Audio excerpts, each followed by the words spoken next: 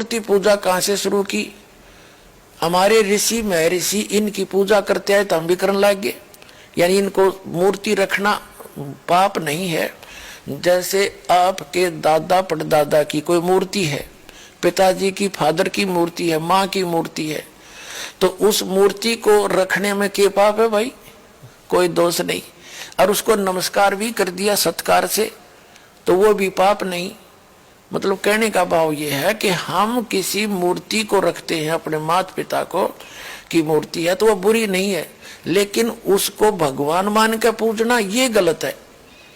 तो हम मूर्ति की पूजा, जैसे हिंदू धर्म से दास खूब परिचित है, ये बेसिक मूर्ति का फूल भी चढ़ावे हैं, उसने नवावा दवावा भी है और उसका आगे धूप दाप भी दे हैं, पर पूजा तो उसे भी नहीं करते हैं। कोई किसी मंत्र का जाप करता है, कोई गीता का पाठ करता है, कोई पुराण का पाठ करता है।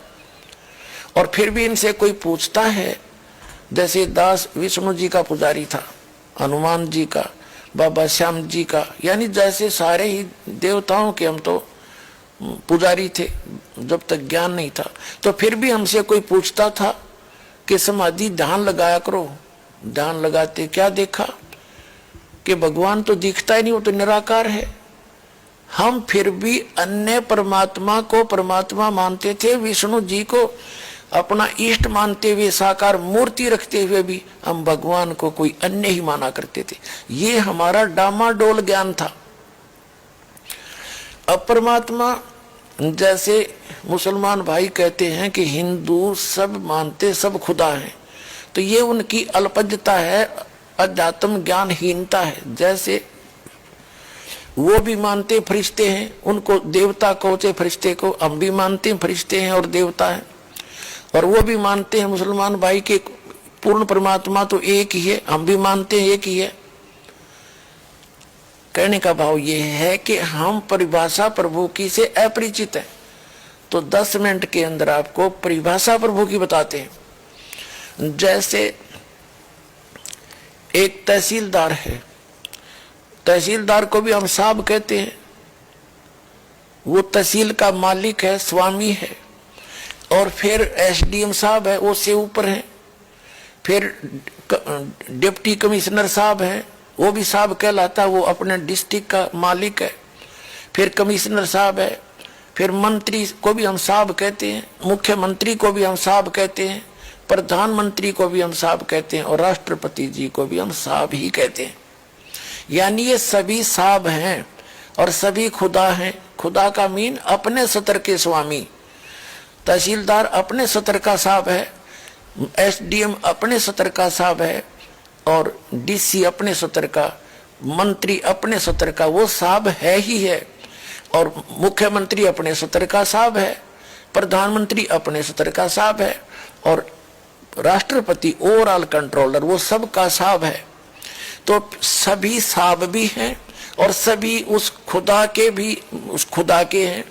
यानी सभी साहब होते हुए जितने मंत्री मुख्यमंत्री हैं, और ये सब उसके हैं, किसके? राष्ट्रपति के।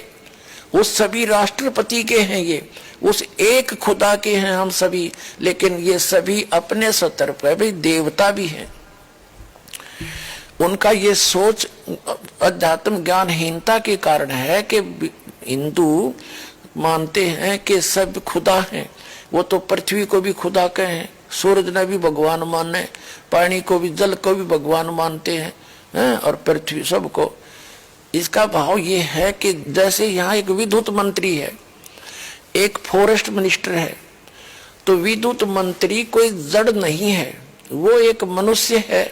उसके अंतर्गत ये सारी इलेक्ट्रिक विभाग जो इलेक्ट्रिकल, ये सारे विभाग आते हैं।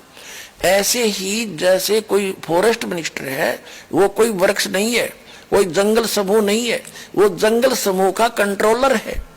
ऐसे ही जो सूर्य देवता है, उसका नाम सूर्य देव है। वो नर आकार है, एक चलती फिरती शक्ति है, और उसके अंदर जितने भी प्रकाश स्रोत हैं विश्व के, वो सारे उसके कंट्रोल में। वो विद्युत मंत्री समझ लो। ऐसे ही जल को भी कहते देवता मान नहीं है। जल एक वरुण है, वरुण देवता है, वो उसको भी जल बोलते हैं। वरुण देवता है, वो जल के सभी स्रोतों का कंट्रोलर है। ऐसे ही एक पृथ्वी देवी है, वो सभी इन पृथ्वी ग्रहों का सबकी संचालक है। तो ऐसे ही हम सभी देवता अलग अलग हैं।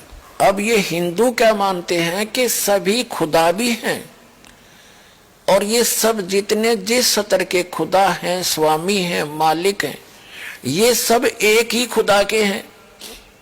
इन सब का ओवरऑल कंट्रोलर केवल एक ही है, वो अल्लाहु अकबर है, वो कबीर है। This is the definition of God. ये उस परमात्मा की परिभाषा है। इसको ना समझकर हम भ्रमित हैं। हम अब दास जो प्रयत्न कर रहा है कि उस अल्लाहु अकबर की जानकारी दास के पास है, जिसकी न तो हजरत मोहम्मद जी को प्राप्त हुई, क्योंकि हजरत मोहम्मद जी को जिसने ज्ञान दिया, कुरान शरीफ का ज्ञान दाता, सूरत फुरकानी 25 आयत 52 से लेकर 59 में स्पष्ट करता है, कोई कबीर अल्लाह है, अल्लाह कबीर है, उसको बड़ा कहते हैं मुसलमान भाई। तो बड़ा भगवान है, उसकी जानकारी कुरान शरीफ का ज्ञान दाता भी नहीं जानता। वो कहता उसके लिए ये वही है, वो अल्लाहु अकबर जिसने 6 दिन में सृष्टि रची, 7वें दिन तख्त पर जा बैठा। और उसकी खबर किसी बाखबर से पूछो, इससे सौसीद है कि कुरान शरीफ का ज्ञानदाता भी उस अल्लाहु अकबर के से अपरिचित है, उसकी ना भक्ति से परिचित है, ना उसके ज्ञान से परिचित है। वो कौन है, कहाँ है, उससे भी परिचित नहीं है। उसके से ये दास परिचित है, वो बाखबर ये पर दास है। इसके पास आओ और अपना कल्याण कराओ।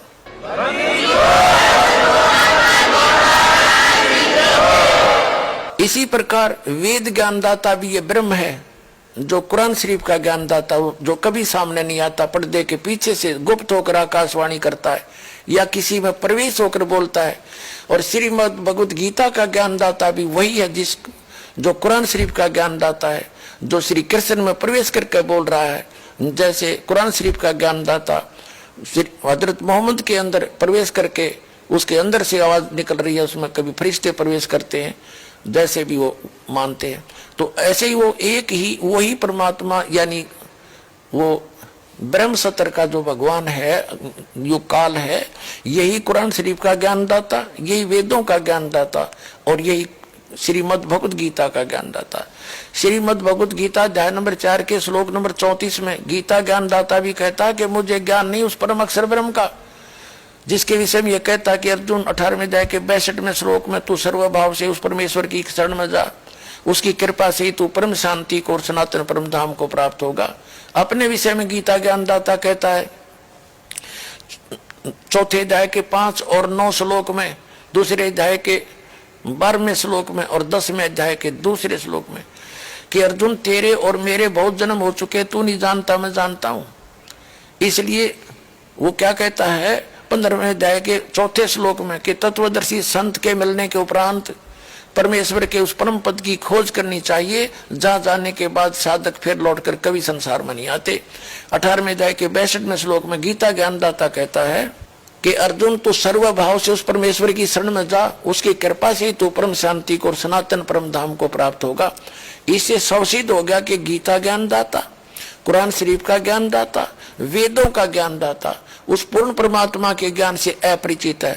यजुर्वेद अध्याय नंबर 40 के मंत्र नंबर 10 में वेद ज्ञानदाता भी कहता है कि कोई तो परमात्मा को असंभवात, यानी वो कभी जन्म नहीं लेता, निराकार मानते हैं, और कोई संभवात कहते हैं कि वो जन्म लेकर आता भगवान जैसे राम और कृष्ण के रूप में।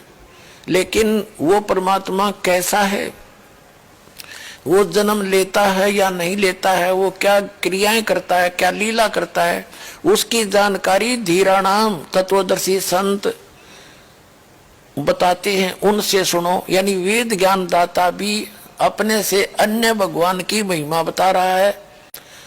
40वें अध्याय के 15 और 17 श्लोक में 2 प्रभु से 2 जाते हैं। वेद ज्ञानदाता कहता है मेरा एक ओम नाम है, उसका जाप करोगे तो ओम नाम के सतर का अमृतो आपको प्राप्त होगा, आपकी उतनी परम गति हो जाएगी। फिर 17वें श्लोक में कहा कि वो पूर्ण परमात्मा तो प्रोक्ष है, गुप्त है, मैं ब्रह्म हूं, ब्रह्म लोक में रहता हूं। इससे सिद्ध हो गया कि वेद ज्ञानदाता से भी कोई अन्य है और उसकी जानकारी किसी तत्वदर्शी संत से पूछने को ही कहा है। ठीक इसी प्रकार कुरान शरीफ का ज्ञानदाता भी अपने से अन्य उस अल्लाह अकबर यानी बड़े भगवान की तरफ की पाकी बयान करने को कह रहा है। वही समर्थ है, उसी ने 6 दिन में सृष्टि रची, 7वें दिन तख्त पर जा बैठा। उसके विषय में कुरान शरीफ का ज्ञानदाता भी अनभिज्ञ है, वो नहीं जानता है। उसके लिए तत्वदर्शी संत से पूछने को कहा है। तो वो तत्वदर्शी संत ये दास है। दास के पास कंप्लीट कोर्स है, कंप्लीट स्पिरिचुअल नॉलेज है। आइए और ग्रहण करिए, अपना कल्याण कराइए। बोलो सतगुरुदेव की जय हो।